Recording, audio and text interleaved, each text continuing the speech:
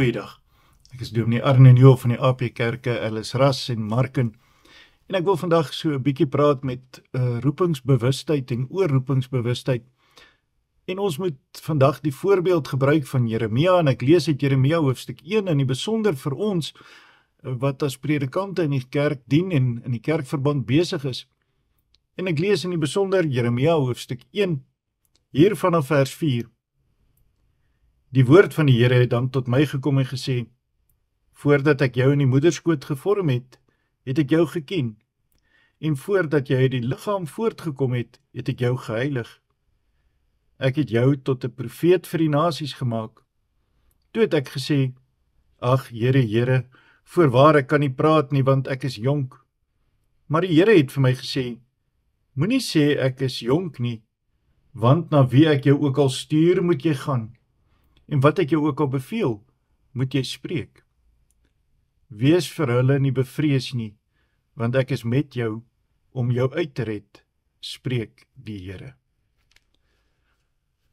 Broeders, ons dien in besondere ampte in die kerk. As ouderlinge, as diakens, maar ook as predikante wat geroep is en op 'n besondere formulier geantwoord het op die roepstem van God en gesê, ja, ek sal my werk doen en ek sal dit goed doen. Ons is klaar besig met daardie werk. Ons vrouens ondersteun ons hierin, en selfs ons kinders moet ons soms aanmoedig om die werk waartoe ons geroep is, as predikante, ouderlinge en diakens te gaan doen. Want ons het nie altyd die lus daarvoor nie, kom ons wees eerlik. Maar ons het 'n bepaalde opdrag. En ons het 'n bepaalde geroepenheid, waarvan ons bewus moet wees.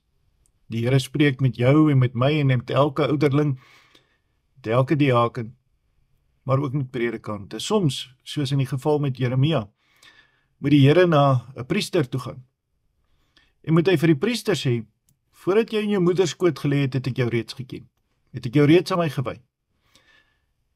En daarom dien jy in 'n besondere amp.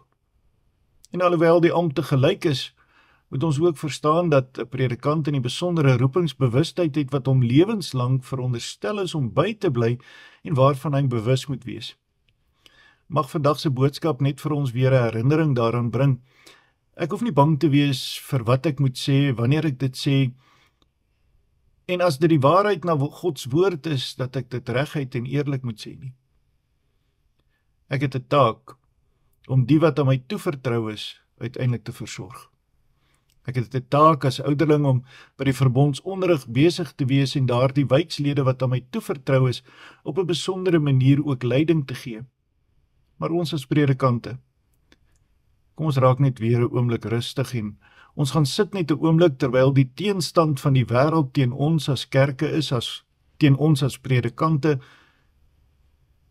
en ons raak net 'n oomblik voor God stil en ons hoor net weer sy stem, soms in die nagliggie en soms in die donderweer daar buite. Maar hy praat met ons en hy sê vir ons, moenie bang wees nie. Hy is aan ons kant. Wanneer ons die evangelie verkondig en dit suiwer probeer verkondig, dan doen ons dit in die krag van die Gees en nie uit eie krag nie. Word net weer bewus van jou eie roeping. Dat God jouself met die hand gekies het. Jy broer, as predikant, as ouderling, as diaken. Kom ons gaan doen daar die werk waartoe ons geroep is. Kom ons bid saam. Here, ons bid in die besonder vir die ampte wat in ons kerkverband diensbaar is. Wil U hulle deur die Gees, maar ook deur hulle vrouens en kinders ondersteun. Gee dat ons die krag en die moed van oortuiging sal hê om vir die wêreld te gaan vertel wat U vir ons vertel om te sê, en dat ons dit met durf en met ywer sal doen. Dat ons sal volhard tot die einde toe, en dat ons nie sal moeg word om die glorie van U grootheid te gaan verkondig nie.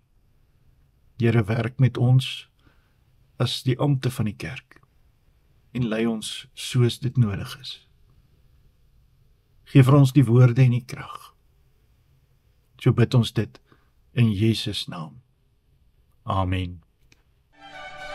Gloria, gloria.